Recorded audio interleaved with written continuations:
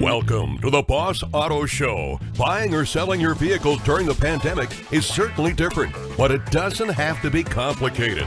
The staff at Bos Auto Sales in Quincy has years of experience, knowledge, and stories to share with you. Find out what the local car market is like and what you can do to help secure yourself the best deals here on the Bos Auto Show. Good afternoon. I'm your moderator for the Bos Auto Show season. With me is the manager of Plus One Racing, Ray Yan. He will share experiences with us over the next 45 or so minutes about car racing. You can visit Bos Auto website at www.bosautogroup.com. It is BOSAUTOGROUP. Also, you can follow us on Instagram and Facebook. This month, Bos Auto has a lot of special deals that we post on social media. Do not miss them. Follow at Bos Auto. If you missed our previous show, you can always find it online. Google Bos Auto Show podcast and listen to it on your favorite platform. Hi Ray, nice to meet you. How are you? I'm doing well. How are you? Awesome. Could you introduce yourself to our audience? All right. Hi, Susan. Yeah, it's a pleasure to be here. I'm Ray Yan. I'm a manager of Plus One Racing. We are a very small, just started amateur racing kind of team. And I think we are trying to get into more endurance racings, just try to sharpen our skills and get more to wheels. Cool. How about yourself? Besides racing, what do you usually do? I'm a graduate from Windward's Institute of Technology as an electromechanical engineer. And for now, in between the COVID seasons, because this year is on no pandemic, we kind of have hot everything. And in between this time, me and a few friends decided just to start a racing team and get on with it. How did you become interested in cars and especially racing? When I was a kid, I was watching animes, mostly Initial D's. But when I grew a little bigger, I started watching F1s from F10 era, that Alonso battled Schumacher all the way until now. And when I came to States, actually, that's where I get my license. I tried out karting, and it was really fun. Then I decided to get on with the bit more auto racing, auto drivings. So you said racing is a way for you to express your enthusiasm for cars? I think so, yeah, because I prefer to drive the car than just look at them on TV. To experience yourself is a different league of experience, yeah. You're very young. When did you first start to drive, and what was your first car? I actually got my license here when I was 18, and my first car is a Golf, VW Golf. I still has it. It was a lot of fun. And back before I got the license, I was start karting here, and I definitely say karting was a way to relieve my stress in school days, just to get me away from everything that's the stress and everything in school. When did you start Plus One Racing? Tell us about the story. So it was really fun. So back in March, everything was shut down, and me and my few friends are just bored out of minds, and look online, and we searched YouTube, watched a lot of YouTube actually. We saw there is a 24 Hours Lemons and Champ Car Endurance series. So we thought, you know what, we can probably give a try at this. And then we start to look for used cars and some other cars. We're thinking about build a race car by our own, but at the end it just came to it's not very cost effective. So we decided just to look for some used race cars and bring it back. So basically what we did is we found a car back all the way in South Boston, but in South Boston, Virginia, which unfortunately is about, let's say, about a good solid 12-hour drive. Uh, we tow the car back, need to get it fixed. But then ran into a money issue, mostly because we're just poor college students, don't have any fundings. Luckily, I also know Paul from Bos Auto for a while. He's very interested in racing, and actually, we're very lucky that he's willing to sponsor us. So yes, we are actually proudly sponsored by Bos Auto. Thank you very much, Paul. Here, and from then on, it just became a fun story that tried to get the car fixed and go join the race. Oh, cool. Thank you so much, Paul. And Ray, how many racers do you have in your team? How did you meet them? So currently, I think we have about solid 10 people, but we are just we all know each other from way back because we did a lot of HPD sessions, did quite a few track days with each other. We know each other pretty well, and we're all into autocross racing, road racing very much, and we decided let's just put our hobbies all into one place and get a team together. That's why we kind of just had a team like that, basically just messaging each other says, hey, you interested in joining a race team? We're doing this. You want in? I'm like, oh, hell yeah, why not? So that's why we have the team. Interesting. Let's talk about your race car. What is it like? Can you describe it to us with more details? Yeah, so the car we bought is a 1987 Honda CRX.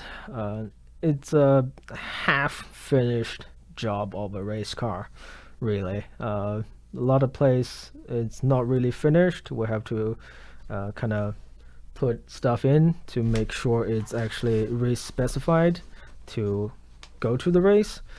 And to make it happen, basically, we're just gonna we read through the rule books, fix some little minor issues here and there, but we still face quite a lot of challenges when we get to the actually tech inspections during the race. So yeah, we kind of have to, when we get there, actually, that was first race back in August. It's a Champ Car 24 Hours at Thompson Speedway in Connecticut.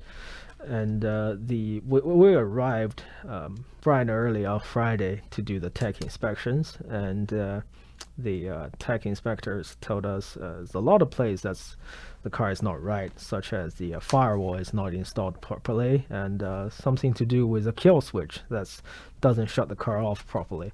So we basically spend the whole day Friday fix a problem. At the end, we have to resort to tow the car back to the shop and get it fixed. And wake up bright and early morning at Saturday, go to do the tech inspection, do the race. Yeah, it was a lot of fun, but it was quite tiring. Oh yeah, it certainly is difficult. And so for this car, what kind of modification do you guys plan to do on it? I think for now we're just gonna fix it to a state that's actually runs really well. To get everything dialed in, we have still quite a few issues need to solve, but I think it's not that big of a problem. Mostly it's resolved with fuel lines and everything. I think by now it's all sorted out. So we're actually looking forward very much to our next race. Maybe do some more suspension works on it. That will be a next step. Yeah. I see. What kind of performance do you value the most in the racing car, and why? I will say if it's a racing car, I'll say speed. Like you want to be quick, of course. Nobody want to be the slowest car on the field. But that's just not the case here because you always have the bigger and better funded teams than you, so you won't always have a better car. So for us, I think we're more focused on the chassis department, the how car handles in the corners, and try to catch the fast cars during the corner. I think that's a goal here, just to keep up with the faster ones. Yeah. Any other upgrading plans? I would say maybe in the future, if we can do a bigger fuel cells, so we can do less fuel stops and better engines, better suspensions, that kind of stuff. Yeah, there is a limited space that we can work around to the car because due to the limitations in the spec series and the budget. So really, if we want to do more, we kind of have to switch to another car, but that probably will be a story for later on. Yeah. Oh, I see. What would be your dream racing car? For now, in the foreseen future, probably I'll try to get a maybe S2000 to a solid spec racing series or endurance racing series. But ultimately, if I can, any endurance cars, cup cars, will do for me. Yeah. So until now, what races have you completed, and what was the most impressive one? I'll say actually the first one. We have done quite a few. We did a 12 hours in Champ Cars at Connecticut and a 24 hours in Lemons in New Hampshire Speedway, New Hampshire Motor Speedways. The first one certainly I think left me the most impressions because that's where we faced the most troubles and tried to resolve it. As I said, we arrived on Saturday morning bright early to do the tech and try to get the car past the tech and do race, but we're about half an hour late. Everybody's already driving on track and we're still in the garages. So once we figured out how to get a car on the track and at the end driving for I think a few hours, the car started to leak coolant and was raining. It was leaking coolant, not so much fun. And because it was raining, there's like water mist from other cars. We can't really know if it's mist or coolant. At the end, I was driving and I got caught back in pits, and teammates opened the hood up and just see the coolant hose was broke. So we spent quite some times to fix the coolant hose because there's a few sensors we need to plug it out and unplug it.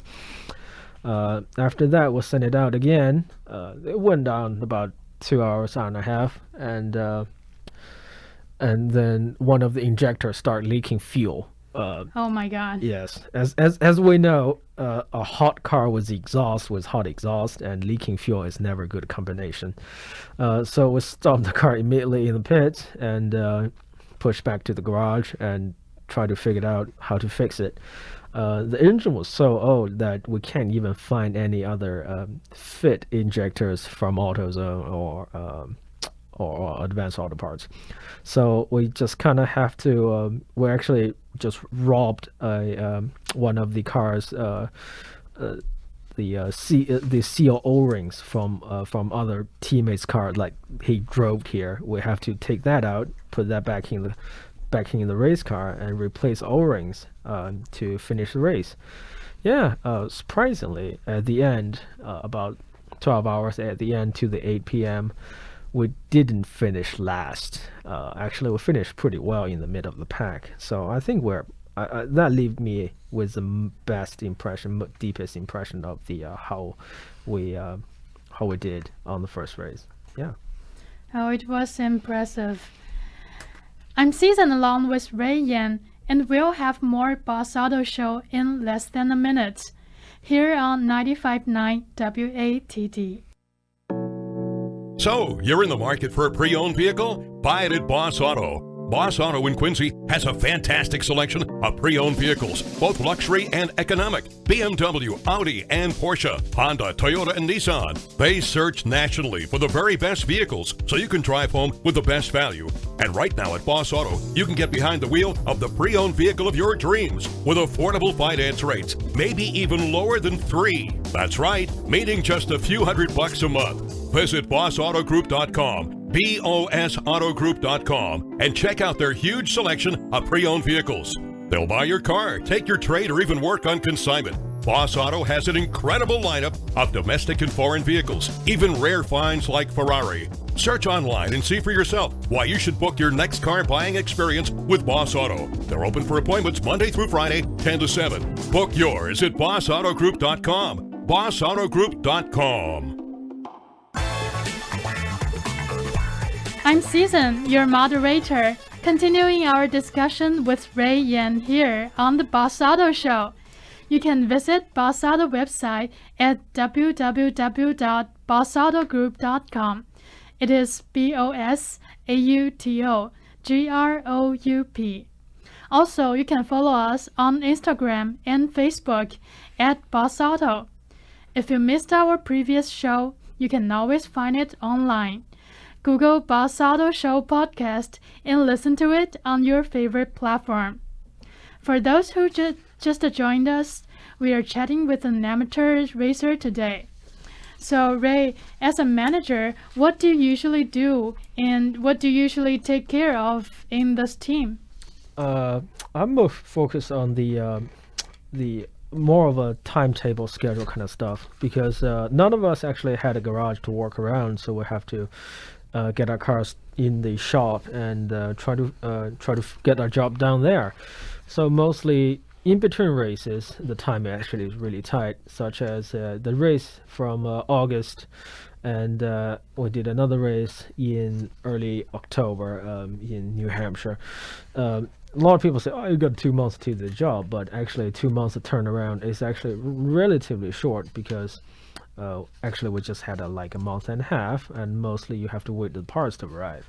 So I did mostly is to sketch it out timetable, try to put everything together, and before the race try to figure out the logistic of things, who will stay where, who's doing what job, and we need have pit crews, we need have drivers ready, including driver changes, parts, spare parts, toolkits, and some other stuff, just to make sure we can go through a actual race event without any big hiccups or troubles. But most of the case, that's not really how it happens, because race, as it goes, the race never go as you planned. So you have to be prepared for the unexpected during the race, such as you have to run to some place to get some parts. For example, when we go to the race in New Hampshire Motorsport Park, the tech inspector told us the exhaust actually is not up to spec, but was Friday night and everything is closed. We can't find any parts. We didn't even get a welder, so we just kind of run to Home Depot, get some tubes, get some clamps, whip out the angle grinder, try to do some modifications on our own, tore through the night, get the car ready, and get spec'd Saturday morning before the race, so we can start the race on time. Yeah, so as much as you prepare for a race, there's always something unexpected to happen. So as a manager, you have to be aware of that, because sometimes you can never be well prepared enough, because always something will be happening. You're one of the co-founders, right? Yes. I forgot to ask, how many people co-founded the team? Say 3 to 4 people. Yeah, mainly a few friends really enthusiastic about racing and really keen on driving, well, not driving fast, but do some competitive, more into professional-ish racing than just driving HPD sessions alone. Yeah. Was there any time that you guys do not agree with each other? Certainly so. Yeah. Basically, mostly on the development part because some people will want have better suspension. Some people will say, I want bigger fuel tanks, but our budget only allowed to have one thing at a time. So we have to kind of do a compromise, say which is more important during next race. In this case, suspension I certainly think is a better part, but for a few more, they think bigger fuel cells will stop pit stop times and have less fuel pit stops. That will increase the overall speed overlaps. So yeah, we certainly have disagreement, but I think at the end we always figured out how to sort it out the way that how everything turned out. Because if we can't agree on something, we just have to bring the old car to without any upgrades to next race, and that's not very competitive or that's not very fun. So none of us want that happen. So at the end, someone will have to make a compromise for that, and yeah, but mostly is all around the car. Who whatever the modifications is most important, the priorities will always put in the first place. Did you compromise? Yes, actually, quite a few times. Yeah, I have to say that. Mostly because sometimes during the race, they have to upgrade something like camshafts, or sometimes they have to do shifted bushings. Yeah, and I was more focused on the experience, and some people want more reliabilities, so they kind of have they got the higher priority. So I kind of have to shift my ways to them. Yeah. Yeah, but you guys still work well with each others. And what was the biggest challenge that you guys have met since the establishment? Any stories to share? I think it's just logistic challenging for a small team because to get the car and back, well, since we don't have a lot of people and we don't even have a trailer, we just have to figure out how do we can get a car from point A to point B. For example, when we tow it back, well, when we get the car, we have to tow the U-Haul trailer from Boston all the way to Virginia, and from Virginia all the way back. And we only had 4 people back then in one car, and we have to do turn around. That was very exhausting and not a lot of fun. And for the Connecticut race, we have to do a very short turnaround times and get the car from the track to the shop and back to the track for the real race. That was unexpected, but we kind of have to do that. And for New Hampshire, we failed to find a vehicle to tow the car, so we kind of have to figure out how do we get the car from the track to from the shop to the track and back. Yeah, I'll say logistic is certainly one of the biggest challenges for a small team like this, since we don't have enough resources to do a lot of stuff that bigger teams or well-prepared team will think it happens. Yeah, so that certainly is a big challenge. I was curious, what was the solution for that New Hampshire event? We figured we contact with the shop owner. He has a leftover pickup truck, so we kind of just hitched that up to the trailer and on their way. Yeah, so that's kind of a desperate situation to get the car going, because normally we just have a SUV and. But at that time, none of us had the time or the resources to get one. So that's that. Yeah, it's hard. How do you usually practice and prepare for the upcoming races? We do sim races with our friends. We do online sim racing, mostly on iRacings, sometimes Assetto Corsa.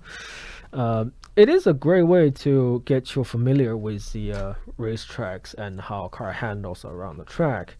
And I think it's very important for people who want join do some official races or do some amateur racing series to get to know the situations, the track before you actually get there, because your test time actually is rather limited on Friday. So to get to know it, get to know the road, it's a lot better to just get there and race on practice and race on Sunday. That's not always a good solution to do. So always do a sim racing sessions, or do quite a few.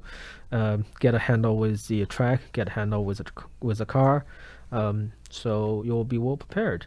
Yeah. So always do some preparations. Did you get to practice on the track? Yes, we did. Unfortunately, every time we went, it was raining, so it was very sketchy. Yeah, it was mostly, August, October. It's getting cold. It's getting slippery. It's actually rather, I'll say rather I won't say rather dangerous, but you have to be very cautious because there's certainly parts of track that's covered with puddles of water, and you have to go through, and you don't want to go through that because you will go off track. So you kind of have to be on your A games. Just be cautious and stay safe, and doing also having fun doing it, and that's the most important part. Yeah. What else should a person do to get prepared for a race? I think is keep yourself in a good state of mind. Like a lot of people say, oh, I have to be competitive to doing that, but you have to know there's always better and faster cars than you and well-funded teams. So just to keep yourself in a position that you are comfortable, keep a pace and place you are comfortable on the track, and just be cautious and courteous to everyone else. If they're fast, they're gonna pass you, and they're gonna pass you in a place that you might not expect. So always look out for other cars, and always be prepared for emergencies to happen. I have been, for example, like for the New Hampshire race, we did. I did the first stint at the start. It was raining quite heavily, and there's quite a few cars just spun out in front of me, and I almost hit them. Because it was a rather chaotic situation, a lot of cars are competing for positions at the start, and that's actually where the most accident happens in an endurance race. So just be cautious and stay. Just pot around and stay out of trouble. That's what I will conclude. So you mentioned the rainy weather. So what tips would you give regarding driving in the rain, especially on heavy rains? I will say the tire is the most limiting factors, especially in races. A lot of people say I will do a very high performance tire, but those tires usually are not very good at displacing waters, especially standing waters at high speed. So what we did is we chose a not very performance oriented, but rather relatively good performance summer tires to do the race, because it has good enough endurance and good enough pace for a car.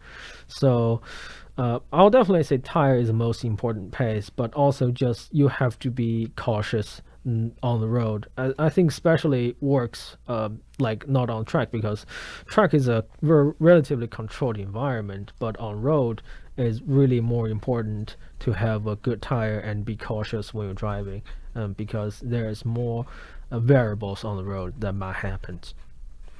So looks like tires are very important for racers, especially in New England. Yes, I'll say especially in New England during the seasons. Yeah, so I think have the right tire and right choice will make you more comfortable with your car and driving. I'm Season along with Ray Yan, and we'll have more Bos Auto Show in less than a minute, here on 95.9 WATD.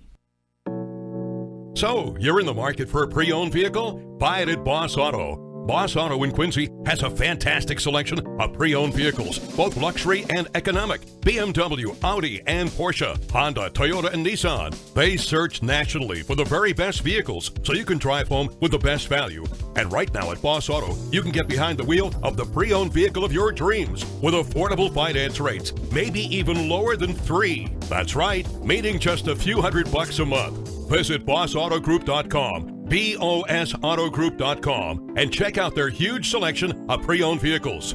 They'll buy your car, take your trade, or even work on consignment. Bos Auto has an incredible lineup of domestic and foreign vehicles, even rare finds like Ferrari. Search online and see for yourself why you should book your next car buying experience with Bos Auto. They're open for appointments Monday through Friday, 10 to 7. Book yours at bosautogroup.com. bosautogroup.com. I'm Season, your moderator, continuing our discussion with Ray Yan here on the Bos Auto Show. You can visit Bos Auto website at www.bosautogroup.com. It's BOSAUTOGROUP. Also, you can follow us on Instagram and Facebook at Bos Auto. If you missed our previous show, you can always find it online. Google Bos Auto Show podcast and listen to it on your favorite platform. For those who has just joined us, we are chatting with an amateur racer today. So, Ray, who's your favorite car racer and why? I'll say I really look up to Walter Roll, the legendary rally drivers. I always failed to drive on loose surfaces, which is something I really want to do and want to learn. Because it's just really difficult and require a lot more tensions to drive as a rally car. So yeah, I really like Walter Roll and his driving technique style, but also I'll think the Ayrton Senna and Fernando Alonso. Obviously all the famous good drivers, awesome F1 drivers. Yeah, those are my favorite drivers for in racings. And you're always encouraged by their spirits, right? Yeah, I mean, the one thing they told us, especially I think from Fernando, is just don't give up. I see a lot of his races. Doesn't matter from driving the slightly not very competitive, or not very competitive would be a very easy on the McLaren Honda early days, modern days, but he always keep all the way to the end. Doesn't matter how bad the car is, and for Ayrton the same, just to competing positions, see the gap, try to put it there, and for Walter Rowe is the same, just put his best on the line to do the thing that they loved, which is racing all the way from start to finish. So I think that's encouraged me a lot more. Otherwise, the first race when we had so much trouble, a lot of times people think let's just give up and go home, go to the shop, fix the problem, and do the next race properly. And I think if we can have the chance to finish to the end, we should. Otherwise, there's no points of doing the race. Yeah. Yeah, the spirit of never give up is really vital in your previous racing. So in upcoming racing, what is your goal for the team and also for you personally? I think for us is I won't say to get win overall, because as I said, always have better and faster cars. So what we're trying to do is just finish best in class. So as in all the endurance races, they have a different class of cars, and we're just trying to finish in the top of our class and to finish the race. I think that will be a realistic goal in the future, and I think the ultimate goal is just to win races overall, be competitive.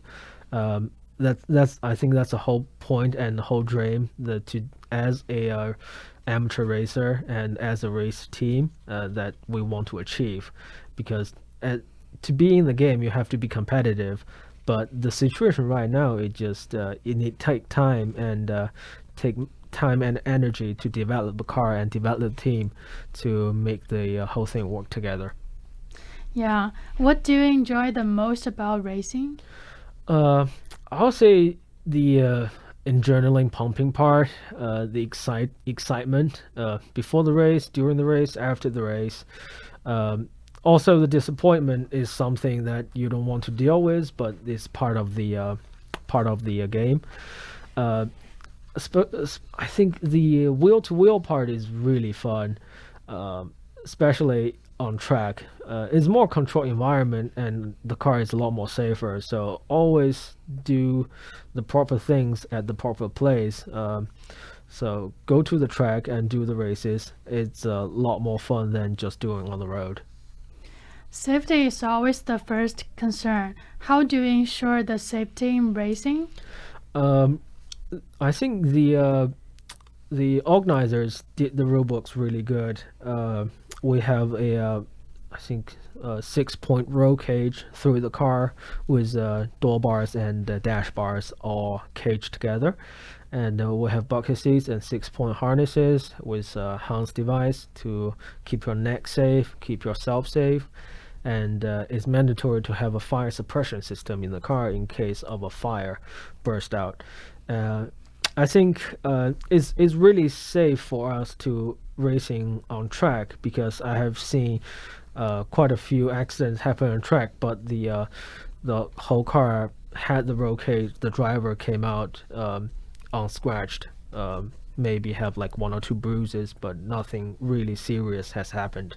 So I think that's definitely the part of it because to keep the racing sport, motorsport fun and exciting, safety is also the most important part. I think if any motorsport fans see the last week's racing in Bahrain F1, we see the Roman Grosjean's car has split in half and engulfed in flames while just put in the wall from 200 miles an hour, and he walked out within 20 seconds. So if it's without all the safety regulations and safety equipment, he couldn't possibly have done that. So I'll definitely say the safety in modern racing is being dramatically improved due to all the safety equipments. Yeah. Wow, the accident you mentioned was scary. Many believe that racing sport is dangerous. Do you agree with that? I think so, yeah. I think that accident just reminds us that this is sport that we love, still need to take risks. It's still very dangerous, but with enough safety equipment and safety equipment and regulations and enough people take cautious, you can have fun and be safe while doing it. Now there are some questions for someone who's interested in racing among our audience. How can we become a racer? Do we have to get trained? Like, do we need licenses? I think it depends what kind of what kind of depth you want to get into. For me, I was on my way to get my racing license. I was gonna do a racing school to get my SCCA competitive license because I want to develop as a racer, a step forward to more professional leagues. But for some other people, maybe this kind of lemon or champ cars is good enough to just have some fun. Some amateur racing series don't really require much racing license or credentials. But if you want to go to a national level, regional level, or even international level to drive in Europe for endurance racing or just open wheel championships, it certainly requires FIA driver's license, and that will take more trainings and schools and competitive racing experience to build up your racing resumes to get a good background so you can do that properly. Yeah. Is there a good time for a person to get trained as a racer? I think for now the sport is just getting so matured that you have to start young. As we can see, a lot of racers nowadays who join F1 start training when they was a kid, when they can touch the pedal. As soon as they can touch the pedal, they were driving karts. And that kind of sports, it keeps going because the important thing is, like any other sports, the practice makes you perfect. Same as racing, motorsport requires a lot of seat time to drive, and doesn't matter from go karts or to GT cars or just regular wheel-to-wheel racing experience, the more seat time you have, the better you will become. So I think for now, whoever is listening to this probably is a bit too late. But I suppose if you still want to do it because it's a lot of fun to join a race team or to do a wheel-to-wheel race. It's a totally different experience, and it's a lot of fun. But if you want to do a very professional driving as a career, nowadays you have to really start young. I mean, really, really young. Yeah. In your opinion, what would be the most important characteristic or feature for a good racer? I think I think it's a state of mind. Racing drivers usually are a lot more focused, like once they're sitting in a car, because you have to compete for positions.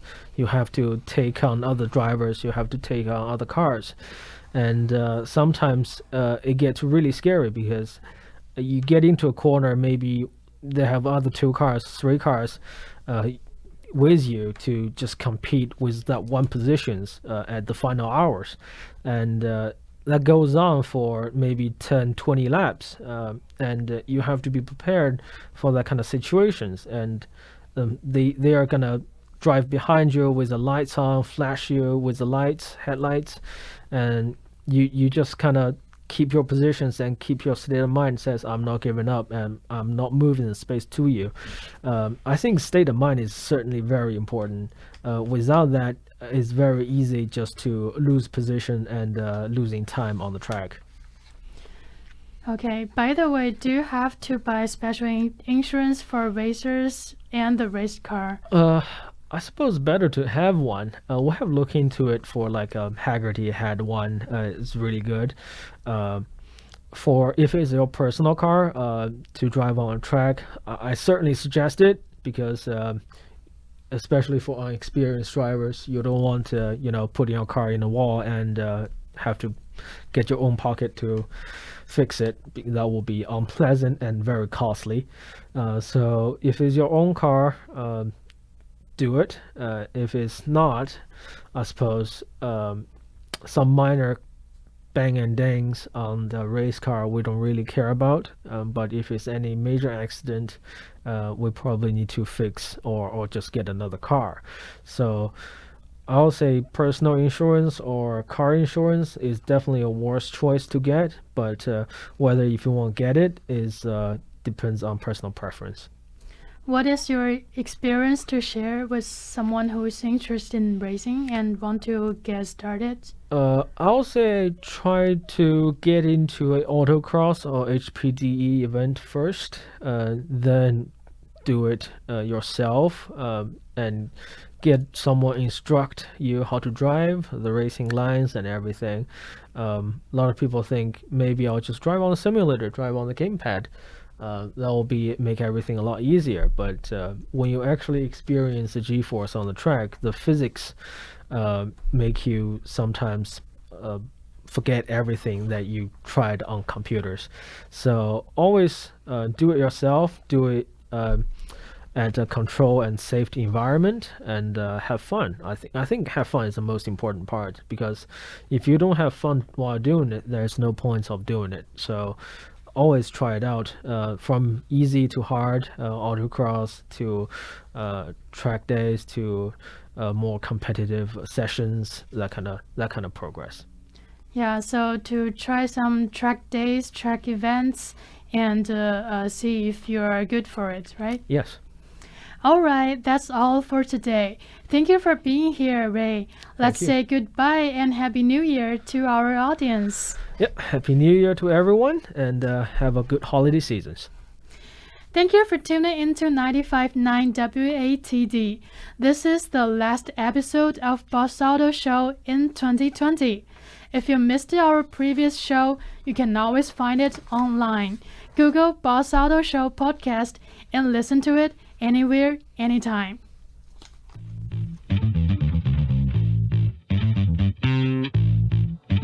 Thanks for tuning in to the Bos Auto Show. Come back next week after the news at noon here on 95.9 WATD.